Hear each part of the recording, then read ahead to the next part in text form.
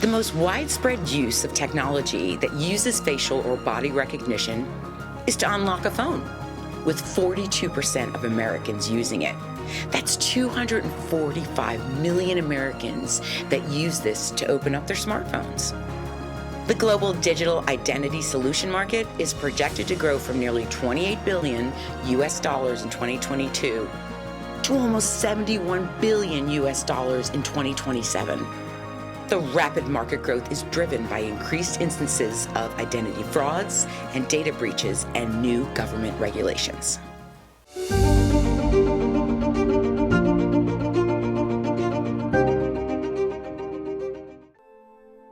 Whether you use a face scan to open your phone, your thumbprint to open your tablet, or even if you are registered in a frequent traveler system to use a scan of your eye or face when you arrive from overseas to avoid a long line at the airport.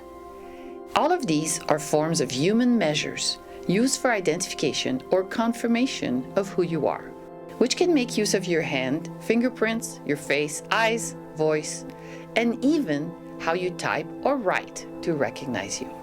These technologies are called biometrics. Let's see some examples of facial scanning. See what you can do. What would you look like if you changed your features?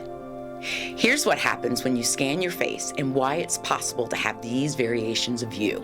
It's because your face is being digitized, or in other words, the scan records every single point that is seen on the camera, which are known as pixels, into its template. This includes also measuring the distance between your eyes, nose, mouth, and jaw.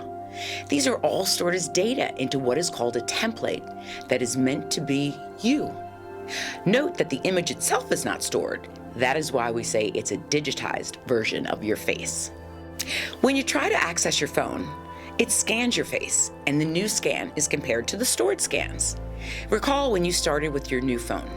The phone guided you to record several versions of your face or fingerprint, so that some variations will still recognize you and give you access. There are many benefits to the use of human measurements, like your physical traits or behaviors, to identify you and give you access to various systems, devices, or apps. For example, many of us keep complaining that we have too many passwords to remember. With biometrics, passwords may not be needed.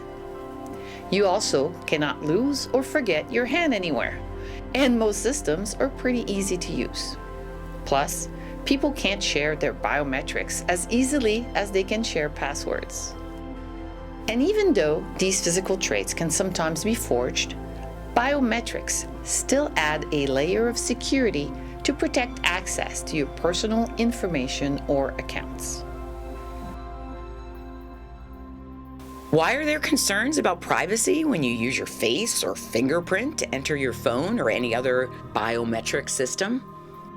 First, let's recall how biometrics work. The systems scan the physical traits or behaviors and convert them into files or templates, which are stored for later comparison. So, the actual image of your face or thumb are not generally stored, just the template is, so it cannot be used without the specific system that recorded it. But creating digital versions of your physical traits or behaviors means, of course, that very personal data about you is stored somewhere, and then they're used by technologies. This is where privacy issues can arise.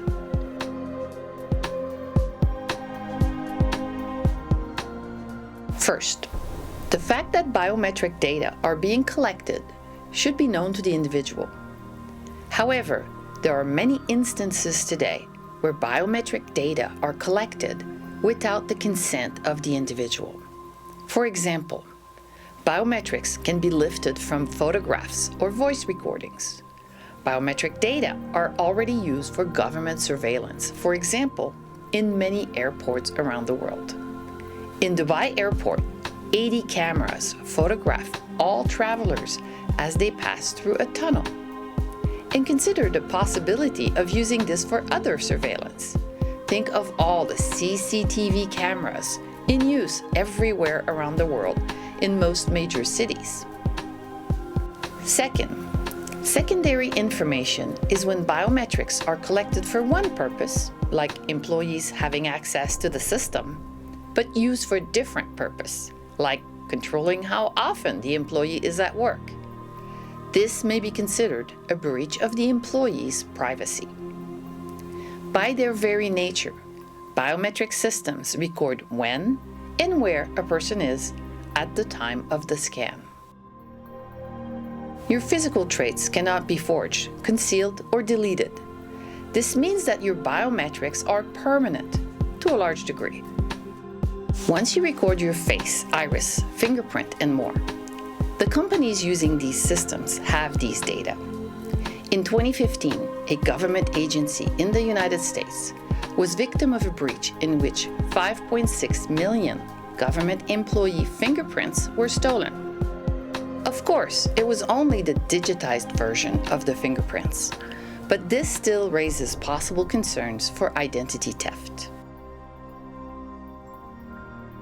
There are many other issues with biometrics, not directly related to privacy, such as the possibility that a system makes an error, identifying you as a suspect when you should not, or not allowing you into the building at a critical time because it cannot read your dirty hand. There is also the issue of changing your appearance. If you are sick or simply decide to get a major surgery, the system would not recognize you until you re-record your data into the system.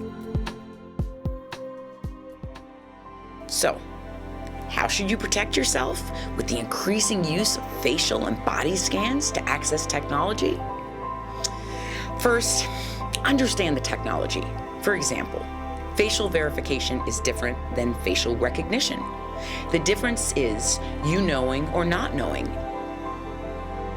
Second, before using any app or service that employs facial recognition, review their privacy policies to understand how your facial data will be used, stored, and shared.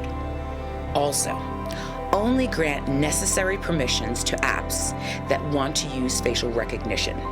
So when a photo editing app asks to access your camera and facial data, consider whether this is truly needed for its functionality.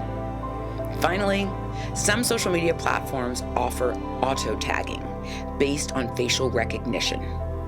Auto-tagging means taking your facial recognition and linking it to your name. Disable this feature if you're concerned about your facial data being associated with your identity. In closing, before you allow a scan or a snap of your identity, understand how it will be used and manage it accordingly. After all, a picture is worth 1,000 words or 1,000 data points.